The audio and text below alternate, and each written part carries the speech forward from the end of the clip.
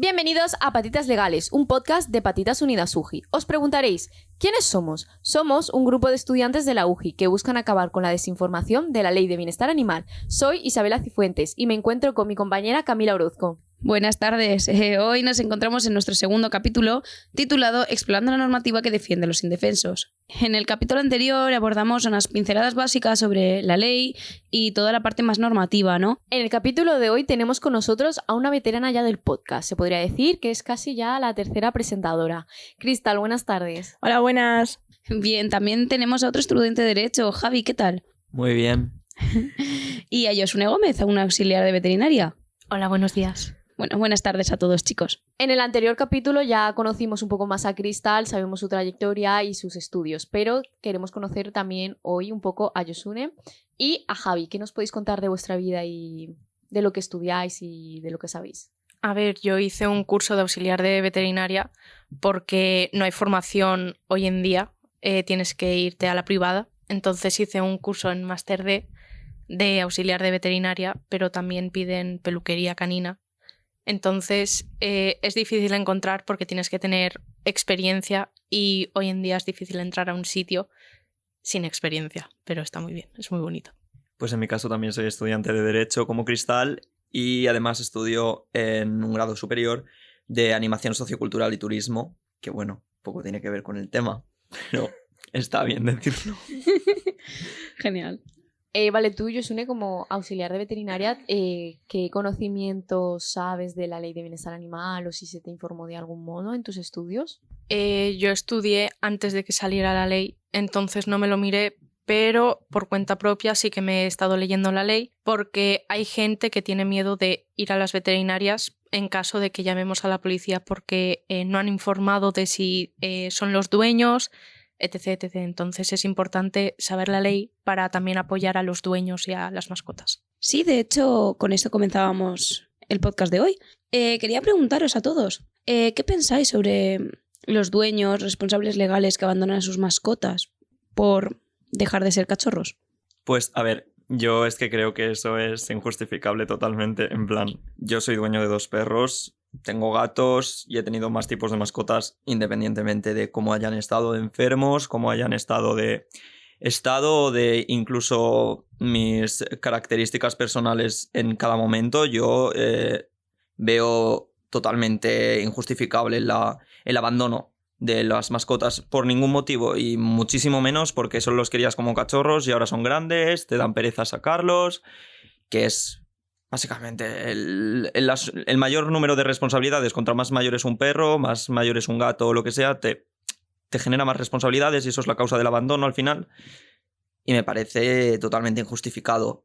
Si no puedes hacerte cargo, hay 1001 alternativas que se pueden llevar a cabo, hay 1001 maneras de gestionar tu falta de tiempo, esfuerzo o incluso de ganas de tener la mascota.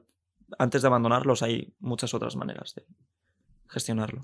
Coincido con Javi especialmente porque hoy en día hay mucha gente que quiere mascotas solo por lo bonito, por tener un perro, pero hay que tener en cuenta previamente que una mascota sí que es cara porque puede tener alergias, puede tener varias enfermedades posteriormente y una persona cuando adopta un animal o lo compra tiene que tener conciencia de que luego, o sea, que él es su responsable, que pase lo que pase, le tiene que cuidar esa persona. Entonces hay gente que compra animales para sus padres que son ancianos y luego no saben que, por ejemplo, los abuelos no se pueden agachar a recoger las heces. Entonces hay que tener en cuenta todas esas posibilidades y tener conciencia. Yo personalmente pues estoy totalmente de acuerdo con muchos compañeros aquí mismo, ¿no? Más que nada porque es eso, ¿no? Tienes un animal, bueno, en este caso, por ejemplo, perros, que es lo más común, ¿no? Tienes un perro de pequeño que generalmente, en mi opinión, me suena a situación de tengo un hijo que quiere un cachorrito y claro, el nene no se puede hacer cargo de él, evidentemente cae responsabilidad de los padres y pues al final uno no sabe y al final el niño se cansa quizá y lo devuelve. Creo que es la situación más general que puede llegar a ocurrir en esta situación. De hecho, acerca de esto, del tema de abandonos y todo, ¿cómo lo regula la nueva ley? ¿Sabéis si hay algo que regule este caso de abandono? Sí, de hecho la ley regula específicamente todo el tema del abandono. Sobre todo, claro, en la ley, según el artículo 74, que regula las infracciones graves, el apartado número K, letra K, dice que, pues eso, el abandono de uno o más animales no se considerará como falta grave, sino como leve. La falta de comunicación de la pérdida o sustracción de un animal, bueno, a resumen es que básicamente es dependiendo de cómo se haga el abandono. Si tú abandonas un animal a su suerte sin comunicarlo a nadie, será infracción grave. Y si comunicas, yo que sé, que se te ha escapado o lo que sea, o llamas a alguna protectora, entonces será infracción leve. Pero evidentemente lo has abandonado. Y luego, evidentemente, a raíz de esto, según el artículo 2.1, apartado C, que son las finalidades de la ley general, una de las finalidades es luchar contra el maltrato y el abandono, con lo cual es una de las principales regulaciones de la ley, ¿no? Como finalidad principal, de hecho. Cabe decir que las infracciones graves pueden estar multadas hasta 200.000 euros. Quiero decir, si es un perro peligroso y se abandona de forma consciente y pues obviamente te pillan, o el perro causa algún accidente o lo que sea, o el perro mismo ataca a alguien en una casa de campo porque lo has abandonado en el monte, puede caerte una multa de hasta 200.000 euros porque es una infracción grave. Muy bien, ¿y vosotros creéis que por estas razones se necesite controlar a propietarios de perros a través de un curso obligatorio? Yo creo que sí, porque hoy en día tú no sabes cómo cuidar animales, a no ser que te hayas criado o conozcas a alguien que haya estudiado parte de esto. Por ejemplo, hay mucha gente que tiene mascotas y, por ejemplo, no sabe qué hacer en caso de que un perro muerda a otro. Lo que se tendría que hacer puede sonar un poco agresivo y tal, pero es ahogar al perro, porque antes de desmayarse soltará. Entonces hay mucha gente que empieza a gritar, cosa que es errónea porque el perro se pondrá más agresivo, o golpearle la cabeza, que no suele funcionar a no ser que le des en X parte para que se desmaye. Entonces hay que tener en cuenta que hay gente que suelta a los perros y estos pueden ser agresivos o puede haber un malentendido y pueden volverse agresivos. Entonces hay que saber y tener conciencia. Claro, pero ¿tú crees que en el curso que va a obligar el gobierno a hacer este tipo de información estará ahí presente? Dudo que esté, pero debería estar, porque al haber perros PPP, que son perros potencialmente peligrosos, y gente muy irresponsable hoy en día, yo creo que es importante de que tengamos un mínimo de saber de todas estas bases. Yo, en mi opinión, pienso que no es correlativo. Quiero decir, el curso obligatorio va a ser generalmente para el cuidado y del animal. Quiero decir, el abandono no va a estar incluido por el simple hecho de que no es correlativo. El abandono va a estar tipificado en la ley, que es evidentemente pública, porque es necesario, y por eso precisamente es pública, con lo cual se asume que tú ya lo sabes. Entonces en el curso no se va a incluir por eso, porque el curso va a ser más de manutención y cuestiones relativas del animal. Yo quiero saber si el curso va a estar orientado, porque eso no tengo ni idea, pero si va a estar orientado dependiendo del tipo de mascota que tengas. En plan, si son gatos o perros, pues ya ni idea. Pero si no es lo mismo tener un Rottweiler que tener un Chihuahua, ¿sabes? Sí que va a estar, yo por lo que he leído, en plan por lo que ha dicho una ministra de Podemos, parece ser que sí. Es igual que lo que mencionamos en el podcast anterior, que depende de si son un PPP, evidentemente tendrás un curso diferente porque solo se va a hacer para los perros, solo. Entonces, evidentemente, si tienes un PPP va a ser un curso diferente porque tiene unas manutenciones diferentes en cuanto a legislaciones y esas cosas.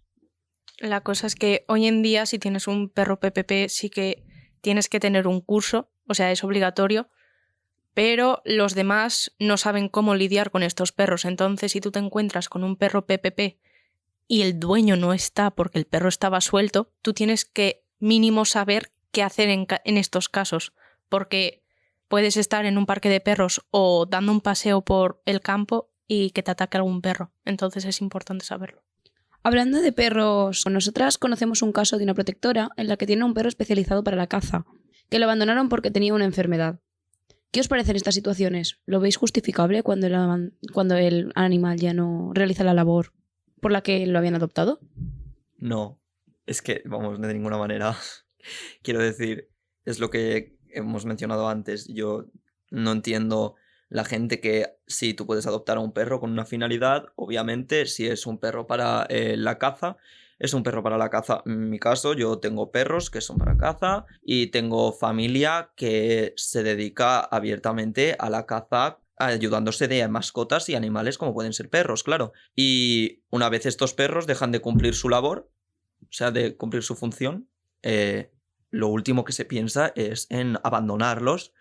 Y me parece que esto es una cultura que se ha adoptado muchísimo. Es muy común la gente que utiliza animales para cazar y dejan de cumplir su finalidad, abandonarlos, darlos a protectoras o directamente deshacerse de ellos matándolos.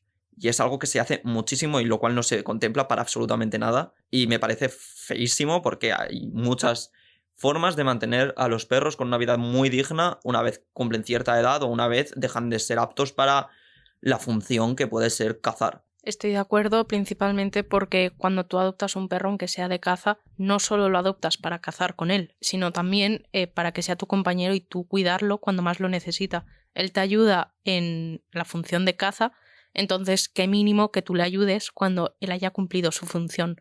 Creo que es algo que mucha gente no tiene en cuenta. Yo creo que, bueno, evidentemente, añadiendo los argumentos que ya se acaban de describir, quería añadir que, evidentemente, un perro no es un instrumento que tú puedas llegar y utilizar como quieras.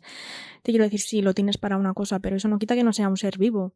Eso no quita que no necesite una serie de mínimos y cuando ya no pueda desarrollar su función porque está enfermo por la cuestión que sea, evidentemente sigue siendo un ser vivo y por lo cual no debería de abandonarse.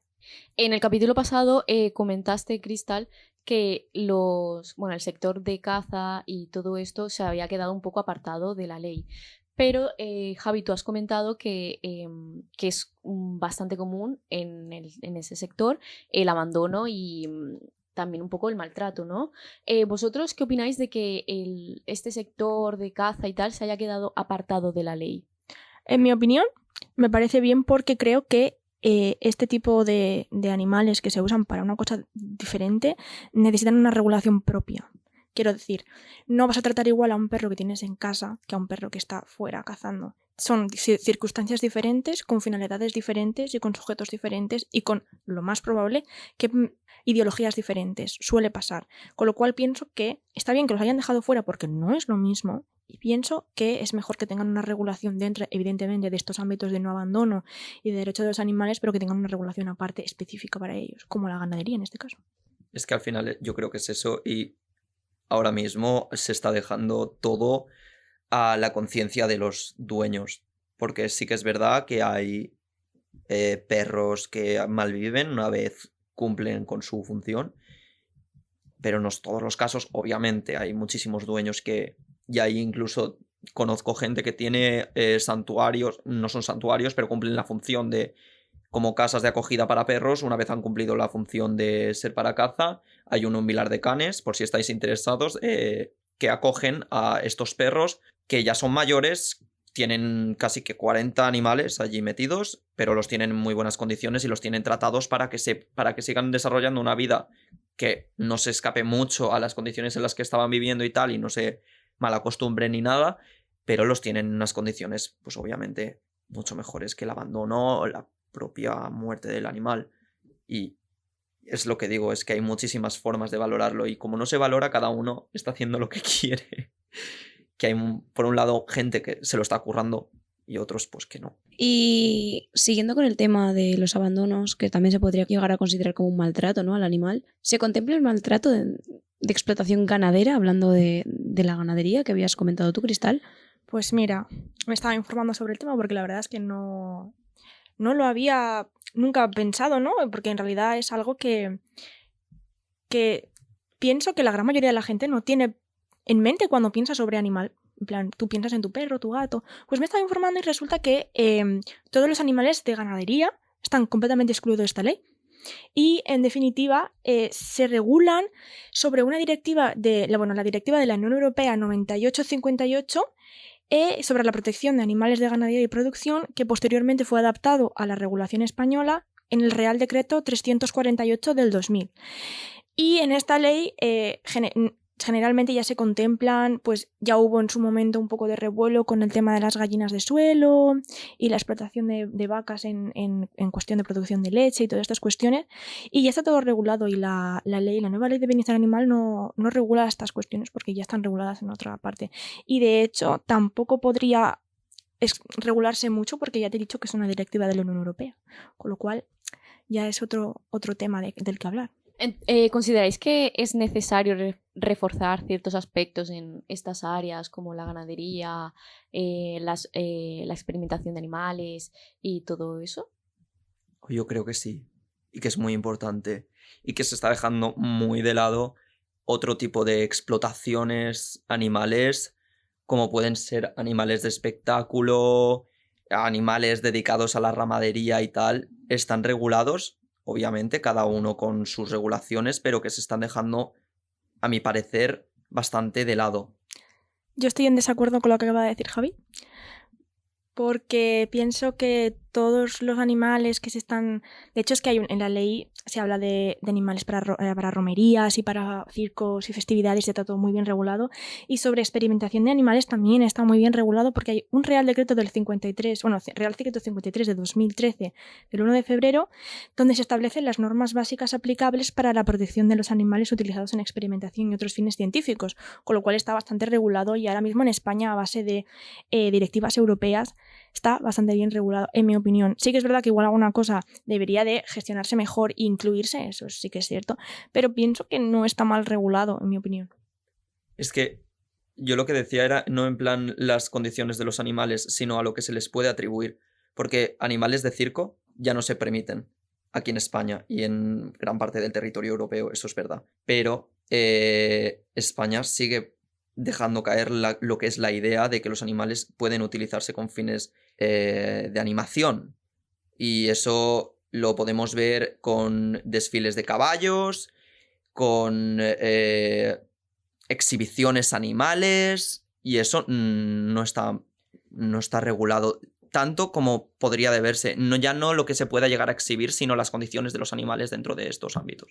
Sí que es verdad que hay alguna cosa que debería regularse mejor en este caso, pero claro, es que yo, en mi opinión, no lo veo tan malas condiciones, porque, por ejemplo, hablando de experiencia personal, yo he visto a los caballos que se usan en la Guardia Civil para las cabalgatas que se hacen, el Día del Pilar, por ejemplo, y luego están muy bien cuidados. Te quiero decir, es verdad que hay animales que no están totalmente cubiertos, ¿no? Sí que es verdad.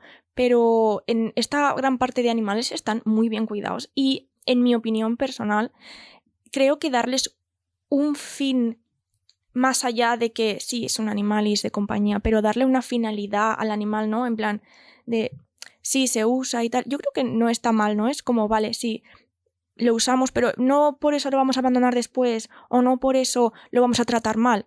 Que un animal tenga una finalidad no significa que automáticamente sea maltrato o se le esté tratando mal, en mi opinión, creo yo. Difiero, porque yo creo que aunque estén muy bien tratados y tal, al final cuando están en cabalgatas o están en un recorrido, están rodeados de un montón de gente.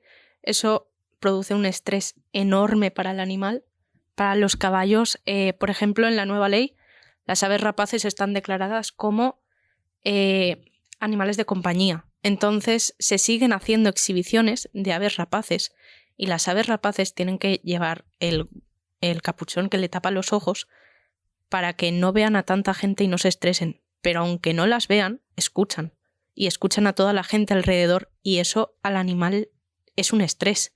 Por ejemplo, los perros de caza sí que están haciendo algo que está en su naturaleza, que es cazar, es ayudar a la caza. Pero estos animales no son de exhibición, entonces esto conlleva un estrés para el animal, aunque después estén perfectamente cuidados y demás. No, sí, yo estoy de acuerdo, ¿no? En plan, creo que no he transmitido el mensaje correcto. Me refería, evidentemente, las aves rapaces, lo que dices sí que es verdad que no está bien, ¿no? Más que, y sí que es verdad que los caballos igual, en ese tipo de cuestiones, sí, sé que están entrenados, eso sí que lo sé. Sé que están entrenados, los caballos que se usan para la Guardia Civil, sí que sé que están entrenados y esas cosas. Sí que es verdad que lo de las aves rapaces, bastante cuestionable que los usen y les pongan ese tipo de cosas, porque sí que es verdad que el animal se estresa. Me refería más a lo que dices tú, ¿no? Cuestiones del animal que están en su naturaleza y que no le suponen un esfuerzo o no le suponen un... ¿Cómo decirlo, no? Pues eso, un sobreesfuerzo en su naturaleza, que simplemente se le da la oportunidad, ¿no? De manifestar esa naturaleza que tienen ellos, ¿no? Es como, por ejemplo, las mulas de carga o cosas así, que sí que están en cabalgatas, pero es porque están llevando un peso encima. Pero igualmente, eso sí que está en su naturaleza. Lo que no está en su naturaleza es estar rodeados de gente. Y no es poca gente, es muchísima, es masivo. Entonces, puede que llevar la cabalgata no sea un peso para el animal porque está acostumbrado, pero el estar rodeado de gente son muy pocas situaciones y conlleva un estrés muy grande. Sí, la verdad es que ahí te doy la razón. También es curioso ver qué va a pasar con los caballos que están, sobre todo en las zonas de Andalucía, que generan mucho turismo, sobre todo en Sevilla, que sirven como para dar la típica vuelta turística con los... O sea, que básicamente se están llevando personas ahí. ¿Qué va a pasar con ellos? A ver, sí que es un tema muy conflictivo porque de forma turística aporta bastante dinero, pero han habido muchos casos en los que los caballos han desmayado por calor, no están en correctas condiciones. Yo estuve en Sevilla y están al sol, están a 40 grados, están a 45 grados y no tienen agua, no tienen nada que les proteja del calor. Entonces creo que es importante tener en cuenta las condiciones en las que está el animal. No tiene protección contra el sol, está encima atado, no se puede mover, tiene que soportar el peso, o sea, es 12 horas en las que el animal no descansa, da vueltas bajo el sol y entonces al final lo que acaba conllevando es desmayos del animal y que el animal acabe con fiebres y mueran posteriormente. Yo quería añadir, evidentemente tiene toda la razón, ¿no? En plan, el animal tendrá que aguantar mucho, no solo, ya te digo, por lo que ha dicho ella, ¿no? El sol y no tener condiciones estables, pero te quiero decir, la cantidad de horas que tiene que estar el animal con alguien encima dando vueltas, que sí, que es un beneficio económico, pero creo que no es todo lo que debería mirarse, ¿no? En estos aspectos. Parece que esta ley es un poco incluso especista, de que mete muchos animales por un lado, pero deja por fuera a muchos otros, ¿no? Que son los que al final van a generar el turismo y van a generar la economía española. Es que claro, es lo que dije ya la otra vez, ¿no? Es que esto es un poco farragoso, porque claro, como no hay listado positivo todavía de animales, no se sabe. Tú no sabes qué van a incluir y qué no van a incluir. Es que esto ya metes en qué animal está fuera y qué no es un farragoso porque no se ha dicho nada aún. Vale, pues Josune, ¿tú qué desafíos crees que habrán para aplicar la ley del bienestar animal en la práctica veterinaria? A ver, yo creo que hoy en día es difícil porque, por ejemplo, hay gente que tiene periquitos, aves que no son de aquí, y el problema que hay es que tienen miedo de que cuando los lleven a la veterinaria les digan, oye, no tienes el permiso de tenerlo, vamos a llamar a la policía. Hoy han habido casos en la veterinaria que estuve de que la gente no quiere ir por miedo a que llamen a la policía y se queden sin mascotas. También ahora es obligatorio poner microchips a gatos, obligatoriamente. Y quieras que no, esto lleva un dinero que mucha gente no tiene, pero sí que quiere tener animales. Entonces es un poco irónico, ¿no? Querer tener un animal, pero no poder darle los cuidados necesarios. Entonces creo que si tanto la gente quiere a los animales, es mejor dejarlos como están y que otra gente que esté en mejor situación los cuiden mejor. A esta raíz, ¿no? Yo, hablando ya más de la perspectiva legal, ¿no? En mi opinión, después de leer la ley, creo que se está cargando de mucho trabajo al veterinario, ¿no? Porque si te pones a verlo, ahora se distingue más pues entre profesional de comportamiento animal, veterinario acreditado en comportamiento animal. Cada vez hace falta más acreditación y se le está cargando de trabajo. Por ejemplo, ahora la ley regula que, por ejemplo, tiene que haber un veterinario presente en las escenas de maltrato simulado en filmaciones y las artes escénicas, por darte un ejemplo. Y como esto, en muchas otras situaciones. Es decir, que va a haber una demanda muy grande de gente que tiene que estar aquí, tiene que estar allá, tiene que desplazarse, porque para esto hace falta dinero, no solo... Claro, tú no puedes tener un profesional ahí porque... no te lo va a pagar el gobierno, pero te hace falta. Y siento que eso es una carga para el veterinario, porque igual no hay todos los profesionales que deberían de haber para cubrir todas las cuestiones que van a tener que estar, ¿no? Y ya no, eso es... Yo creo que es ya más una carga para las personas que requieran de los servicios de los veterinarios. Porque si tú necesitas una producción en la que necesites animales, como puede ser una cabalgata de Navidad, tú tienes que tener un veterinario cerca. Necesitas que haya un veterinario acreditado para tú poder sacar a pasear 4 camellos, caballos aquí en España, y 2 perros, si quieres sacar 2 perros. Si quieres, no sé, hacer en una película, poner a un perrito para que los nenes salgan y, ¡uy, mira, tenemos un perrito! Ya necesitas también un veterinario acreditado y eso, pues al final, se tiene que pagar. Es un coste adicional tanto para las asociaciones, para las organizaciones municipales o incluso para los particulares, porque si tú necesitas que tus animales, que me parece fantástico, que tú necesitas que tus animales tengan tantas regulaciones, tengan tantas vacunaciones, tengan tantas... cubrir todas esas necesidades que ampara la ley, pues tú necesitas invertir. Ya no hace falta que haya miles de veterinarios, ya necesitas tú muchísimos más fondos económicos para poder permitirte gastar en el hecho de tener a tu animal conforme regula la ley, que cada día pues es más, que entiendo que esto es adaptarse y aceptar los costes y los beneficios de lo que te puede otorgar, pero es algo que muchísima gente ni siquiera se ha planteado hasta el momento en el que ha aparecido esta nueva ley. Porque no es algo en lo que tú estés pensando cuando tú adoptas a un animal o un periquito. Tú no adoptas un periquito o un gato y piensas, buah, los costes del veterinario. Ni el veterinario está pensando, buah, creo yo, porque no soy veterinario. No está pensando, buah, ahora va a hacer mucha más falta mi trabajo, voy a tener que ir para aquí, tengo que ir para allá. Yo creo que es más a tamaño económico lo que supone en gasto todo lo que es tener animales alrededor. Y creo que también dentro de esta línea, ¿no? Va a suponer que se reduzca el número de cabalgatas, como decías tú, o de apariciones de animales en películas, teatros, ferias, porque claro, si tienes que contratar a alguien te va a costar, lo que dice bien Javi, un coste extra, con lo cual no vas a hacerlo porque el presupuesto no te da. Además, creo yo que un veterinario no se moverá hasta el sitio si no le pagan bien, porque quieras que no, lleva unos costes ir y volver hasta allí. Según lo que decía Javi, sí que es cierto que hoy en día hay muchos costes. Por ejemplo, a la clínica nos vino un conejito que tenía meses y pues era de una niña.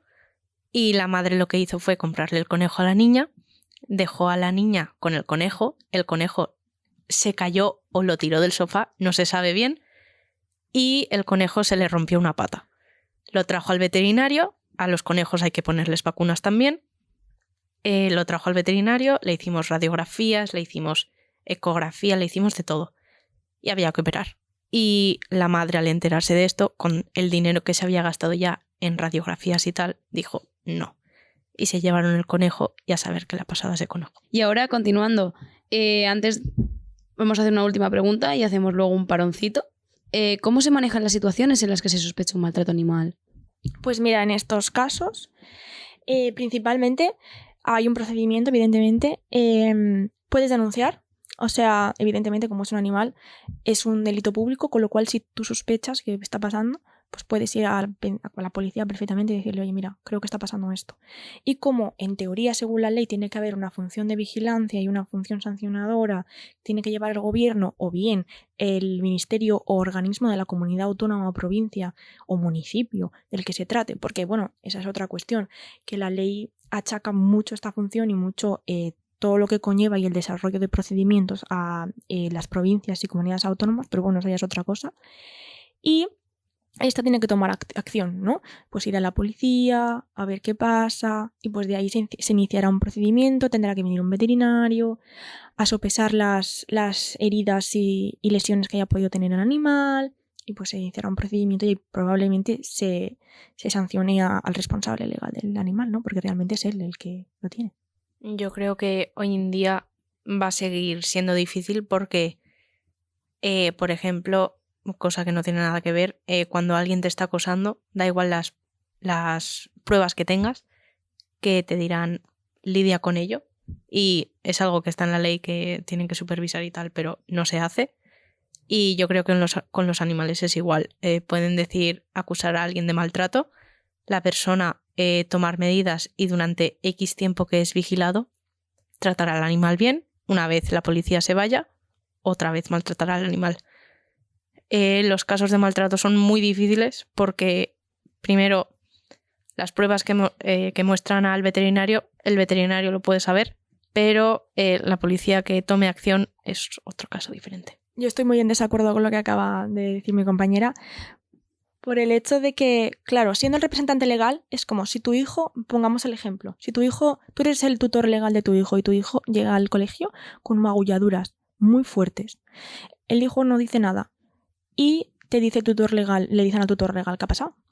Y aunque el tutor legal diga que él no ha sido, está bajo su cuidado, con lo cual es responsabilidad de él y lo más probable es que si las lesiones son muy altas, se lo quiten y sea puesto en las autoridades y jurisdicción del Estado. Lo mismo va a pasar con los animales, estoy convencida. Por mucho si tú llega la policía y ve a un animal desnutrido, herido o con lesiones o signos de maltrato, da igual si haya sido el responsable legal o haya sido un tercero, que se lo va a comer el responsable legal y va a ser condenado y se le va a quitar el animal y muy probablemente haya una pena y una inhabilitación de los tipos que sean. Yo es que no creo que traten al animal igual que a un hijo. Lo siento mucho. Es que, a ver, estamos hablando de que uno es una responsabilidad penal y el otro civil, solo para empezar. En plan, aún así, tú piénsalo, estamos hablando de un animal a una persona. Ya no a tamaño legal, sino a tamaño autoridad. Yo creo que las autoridades públicas, la Guardia Civil, la policía, quien sea, no se va a tomar igual de en serio un maltrato infantil que un maltrato a un perro. Es que, vamos, tiene que cambiar muchísimo la mentalidad, que ojalá pasara, pero se ve difícil para que ocurra esta situación de que tú vayas, denuncies a un animal, vayan, analicen al animal, o sea, el maltrato a un animal, lo analicen, digan sí, y se tomen las mismas medidas, o se tomen medidas inclusive similares. No es lo mismo que un niño te tenga un moratón que un perro tenga un moratón. Es muchísimo más fácil de excusar eso para empezar y para seguir, que no se lo toman en serio. Coincido porque, aparte, un niño, por ejemplo, va al colegio, va al instituto, tiene amigos y la gente se da cuenta. Pero un perro que está en casa y nadie se da cuenta, es mucho más difícil darse cuenta de que está siendo maltratado. Aparte que los casos de maltrato a animales son muchísimos más y no hay tanta policía ni veterinarios para fijarse en cada uno de los animales maltratados. Entonces es algo que es muy difícil de controlar. O sea, ya no por ser animal o persona, porque creo que hoy en día tendríamos ya que tener la conciencia de que todo ser vivo es igual, que creo que mucha gente no tiene. Y creo que tendríamos que tener, en plan, que saber que no es tan fácil. O sea, por la ley sí, pueden estar muy protegidos, pero luego ya lo que es la realidad, no tanto. Hombre, evidentemente, creo que, en plan, no es lo mismo un perro que un hijo, evidentemente. Era para poner la similitud del procedimiento al que se lleva para manejar la sospecha de un posible maltrato animal. No, evidentemente va a ser muchísimo más difícil decir ¿lo han maltratado o no? Porque evidentemente las lesiones van a tener que calificarse en escalas diferentes, sobre todo para qué es el animal, qué situación es en la que está. Evidentemente se va a hacer un baremo general de la situación del animal y evidentemente no va a ser lo mismo que un maltrato a un hijo. Evidentemente las penas son diferentes, las calificaciones son diferentes.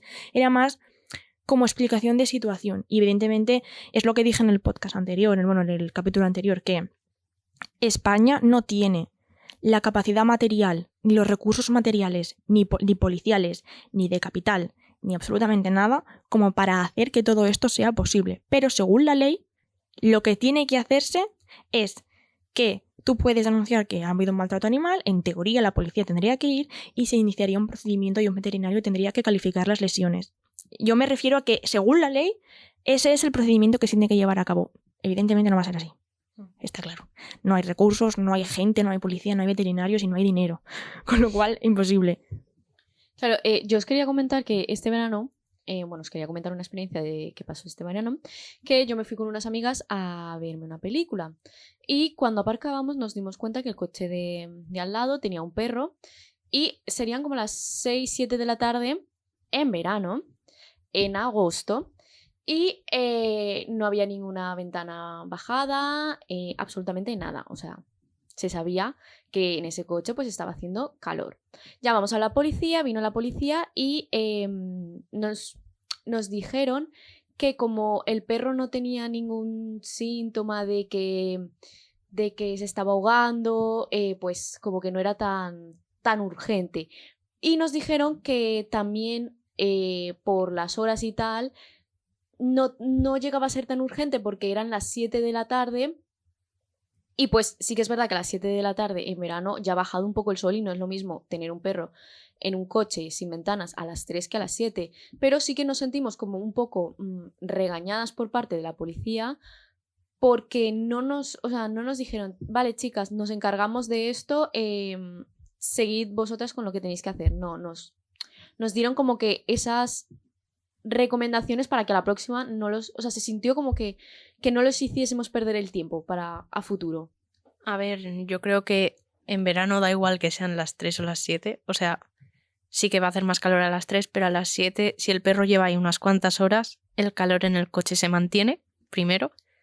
Segundo, creo que es importante saber de que puede que en ese momento no se esté ahogando o no presente síntomas de deshidratación, pero a la media hora o hora puede ser muy grave y puede conllevar la muerte de ese animal.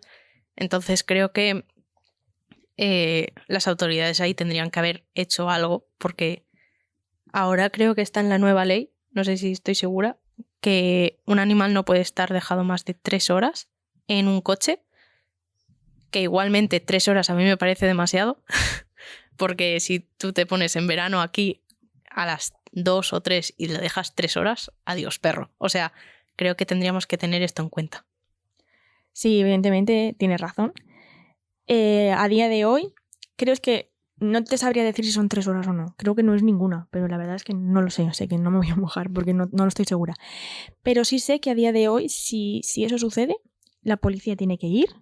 En teoría, la práctica ya es otra cuestión. Pero en teoría, la policía tiene que ir. Sería denuncia, como lo que hablamos de la señora que fue a comprar a la farmacia y le denunciaron. Lo mismo, incluso sería una sanción peor. Y claro, porque se consideraría abandono, según la ley, abandono. Entonces, sí, se castigaría y en teoría la policía tendría que ir. Pero claro, igual no van, es que eso ya es cuestión de práctica, eso ya... Claro, en nuestro caso sí que es verdad que sí que fueron y fue, o sea, no tardaron mucho, pero cuando llegaron pues nos sentimos regañadas como no me hagas perder el tiempo por esto. Si el perro no está cesando, no está hiperventilando. Bueno, vamos a dejaros descansar un poquito. Está saliendo una conversación muy interesante. Os recordamos que podéis seguirnos en todas nuestras redes. Nos encontramos en Instagram y en Facebook como Patitas Unidas UGI, en Twitter como Patitas UGI 2023 y en TikTok como Patitas Unidas UGI. También tenemos canal de YouTube donde podéis ver nuestros proyectos audiovisuales. Nos llamamos Patitas Unidas UGI. Además, también podéis encontrar todos nuestros proyectos dentro de nuestra página web, que encontraréis el link en todas las redes sociales.